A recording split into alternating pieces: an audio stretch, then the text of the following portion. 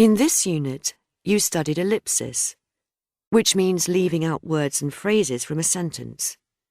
You also studied substitution, which means replacing several words or a phrase with one or two words. Let's look at this again.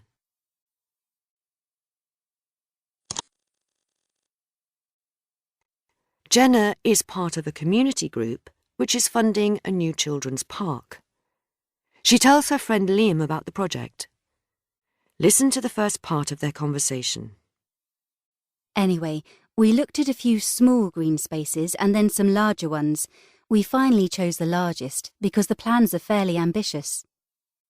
And have you applied to the council for planning permission? You usually have to.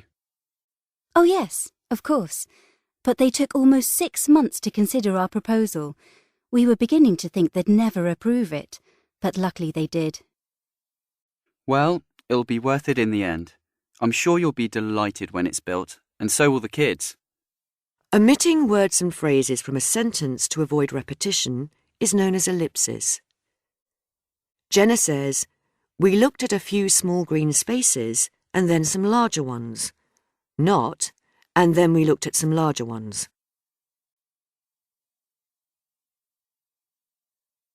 We can leave out repeated subjects and verbs when the subject is the same.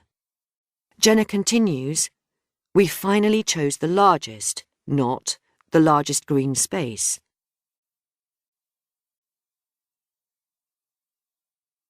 We can leave out repeated noun phrases after superlatives. Liam says, "You usually have to," not "have to apply to the council for planning permission." We can omit repeated verb phrases after expressions like have to or want to. We say have to, not have. Replacing several words or a phrase with one or two words to avoid repetition is known as substitution. Jenna says, "They looked at a few small green spaces and then some larger ones."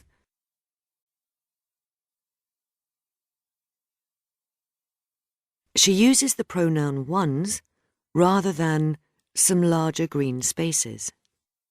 Jenna also says, "We were beginning to think they'd never approve it, but luckily they did," not "luckily they approved it."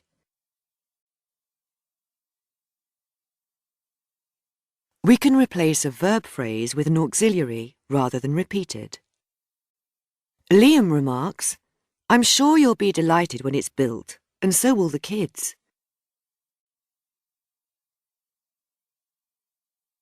He uses so rather than repeating the same idea for a different subject.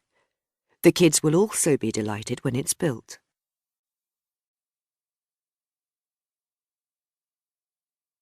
Anyway, we looked at a few...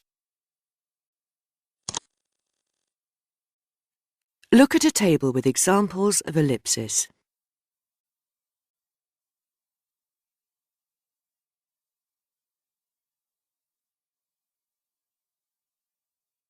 We can leave out repeated subjects, main verbs, and auxiliaries after and, or, but, and then, when the subject of both clauses is the same.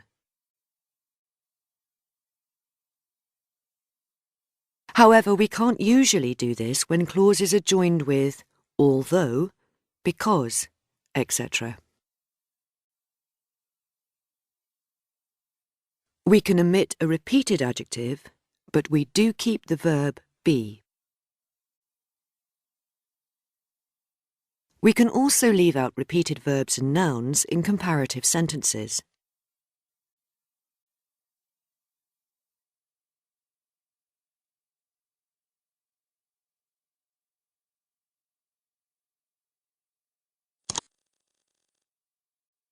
Look at a table with some examples of substitution.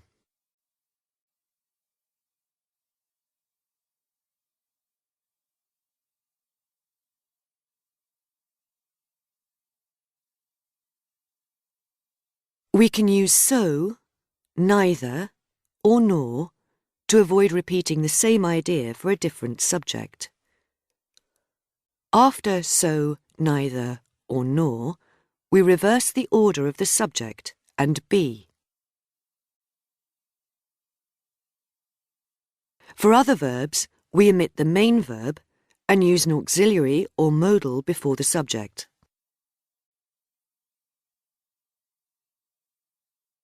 We can use nor when we mean and not.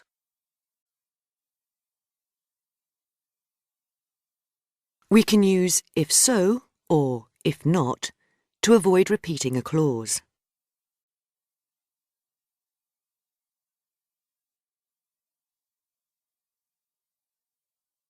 If so or if not are used here instead of having to say if the report is or isn't done.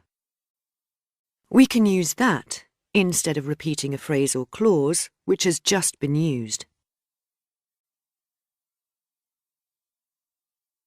The speaker says, "I hate that," not, "I hate it when you interrupt me." When you are ready, go to the activity.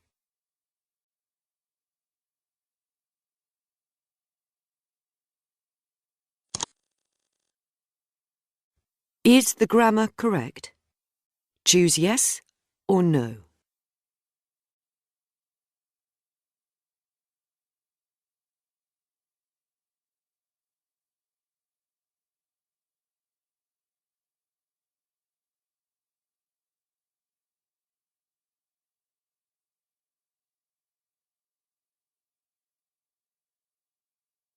That's correct.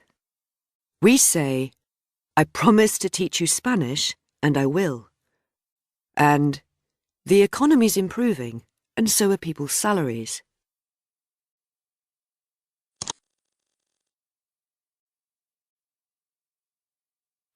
Well done. You've come to the end of this language check. Remember, you can use it as often as you want to revise ellipsis and substitution.